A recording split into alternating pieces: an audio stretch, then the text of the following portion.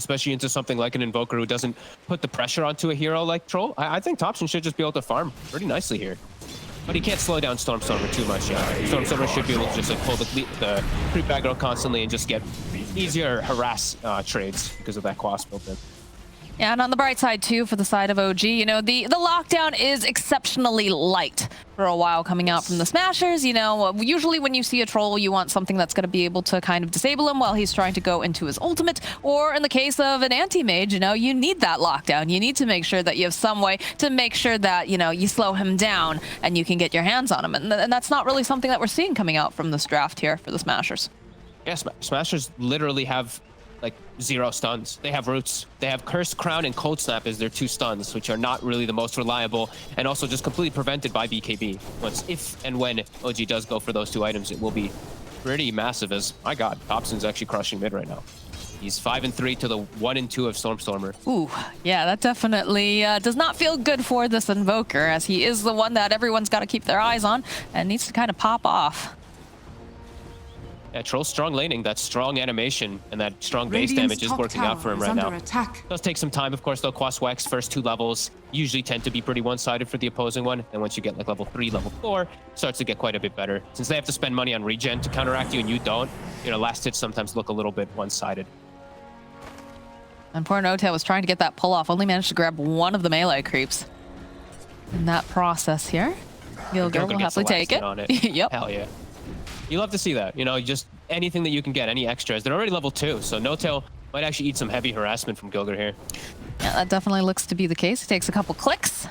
Not sure where we're going to see that first blood necessarily, though. Where do you think is the most likely place that we'll see it? Tofu, the very high end. Nobody. I think we're gonna have a pretty boring lane setup. Just if Tofu gets disrupted out of position and they have the double edge and the stomp and they have enough chase, they'll kill this Undying. But okay, on the lanes, yeah, I don't think anyone else is gonna die. It's very, very specific in the way that they had to set that up there. But we are going to see plenty of harass, especially, you know, Ana's gonna have a little bit of difficulty, I think, down here. But he has a Warlock with him, so should be able to, you know, get that regen right back up again and sustain here in lane. But mid lane, man. Yeah, he's doing really well. Those denies are the biggest thing too. He literally just goes for straight damage, right? So he brings the Band of Elven Skin. Now he brings the Wraith Band. Just all about that little bit of extra damage. This Invoker is limited. We'll connect with a nice Cold Snap though, and an EMP. Plenty of harass here coming out from Stormstormer. And wow, Seb actually not getting the most last hits right. He does have 4 creeps coming into him, but so far up top, he's the one who's actually falling behind. For the I mean, we've been seeing this a lot, but I thought perhaps because they saw if Tofu gets out of position, he'd hold skill points, but he put 2 in retaliate. Now he does have double edge. They actually find the Arc Warden. Get the stomp off, plus the double edge. We'll go the throw out that flux over there. Ace just ticking down at the last second. The Saksa gets himself the kill as Tofu's chasing. He's very tanky. He's got 8 stacks up. He's the only one stacks. Saksa got the 4 stacks on him. He was not careful on him. Got that ring of health. Oh, the creeps though over here on the side. The tornado sidestepped here. Oh, still, Stormstormer will be able to get the final hit off as now No-Tail running for his life. So Rasmus just whacking away over here. Stormer needs a little bit more damage, and No-Tail's just going to use the Shadow Word to heal up and hide behind this tower. Ana being too over-aggressive, you know, just comes with his name, I think. Just hitting Rasmus too long. Stormstormer sees an opportunity. He seizes it.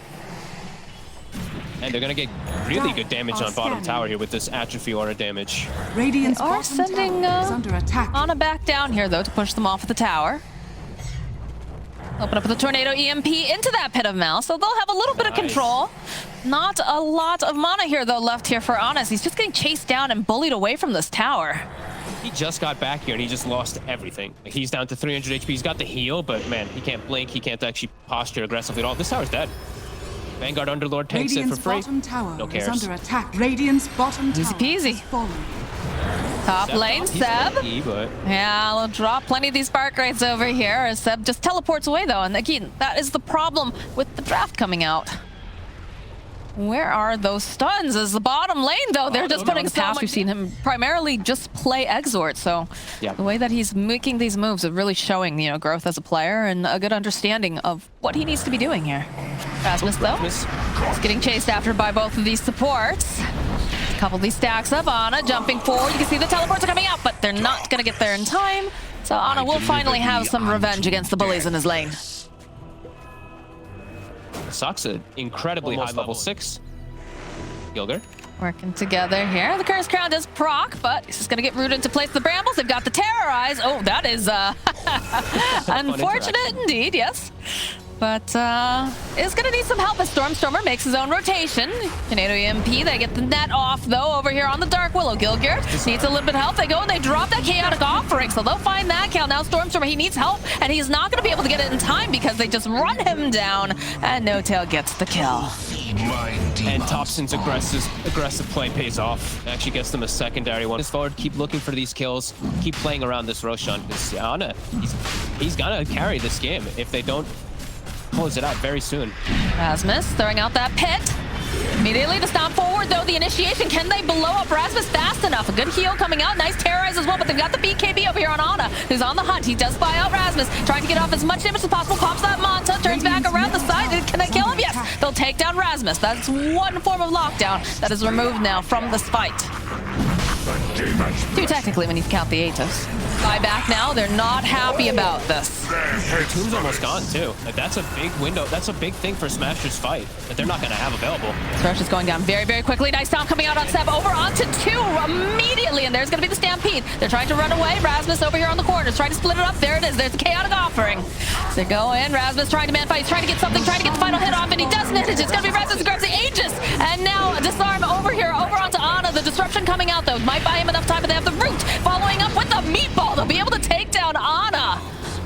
Thompson already falling during this fight. Smash the tree line, Rasmus. Smoke breaking, gets the pit off immediately. Can they follow it up? Can they keep him in place for long enough? The silence, tossed right back in again. Try to go up with that terrorize. And they just immediately recede back into the base. Yeah, timer has been almost missed. There's still 30 seconds left for the BKB timer, though. Stormstormer, showing himself. Ooh. Rest of the team is nearby. Ana has to be careful here. Linking out. Stomp coming out from Seb, landing over onto Rasmus. Tofu taking a lot of damage here. All the mana is basically used. They'll go up with the Chaotic Offering, and they get some of those. Oh, the meatballs tossed out here by Stormstormer, but they're just dodging away a little bit too much. Ana disarmed over onto the back lines. BKB will come out as they're going to try to fight with Thompson over on the side. Force Step coming forward here, trying to keep Saksa. Saksa's not looking too healthy over on the back line, so Stormstormer will fall. Seb trying to run away, and again, that's the BKB. It's back up and running. They're just going and trying to cut him down. Ace's man fighting as best as he can, but will eventually fall. Tofu also falling. Rasmus, he's back up. That age has already been burned. This is not looking good for him as he's the next one to fall. And somehow Seb surviving during all of that.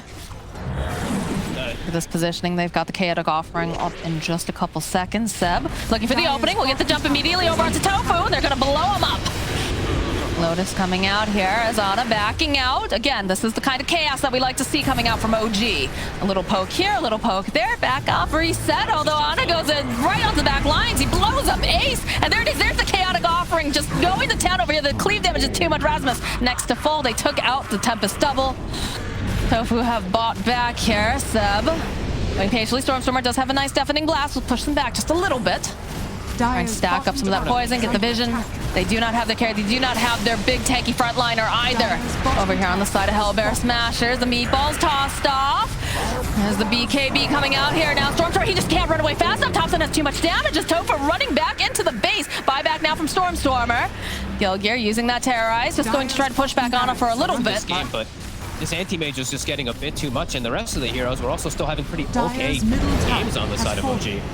Stormstormer, he's trying pretty gosh darn hard, but they have the detection, the stomp, the double edge. Tofu's trying to keep him alive, but he just can't do it. As they go and they just chew up that tombstone. Got some more of these heroes back alive, turns around, they get the root off over onto 3, but where's your damage? Where's your ace? He's not here just yet. All right, the Bedlam comes out here over onto No Tail. They won't be able to get that kill, but Rasmus next falling yet again. As you can see over on the back lines, OG, they've had enough. They're ready to just go to sleep or maybe play some pubs. I'm not sure. As Thompson just whirling around with those axes. Ace is up. He's trying to man fight him over here on the side. But, you know, while this is going down, the creeps, they're hitting the buildings. The heroes are hitting the buildings. They're waiting. They've got a bubble. Buys them just a little bit of time again. But they just can't seem to get OG to leave their base. Just bubbles on bubbles and circles everywhere here, Fogged. Ana, he just wants to finish this up. They're hiding over the back lines. I get the idea they can see Ace, and it doesn't even matter. There goes the Ancient, and OG take the series. Oh, it was a good attempt from Smashers. I think they did a lot of good things in this one. They did stick to their guns as well, too, which I'm happy. You know, Storm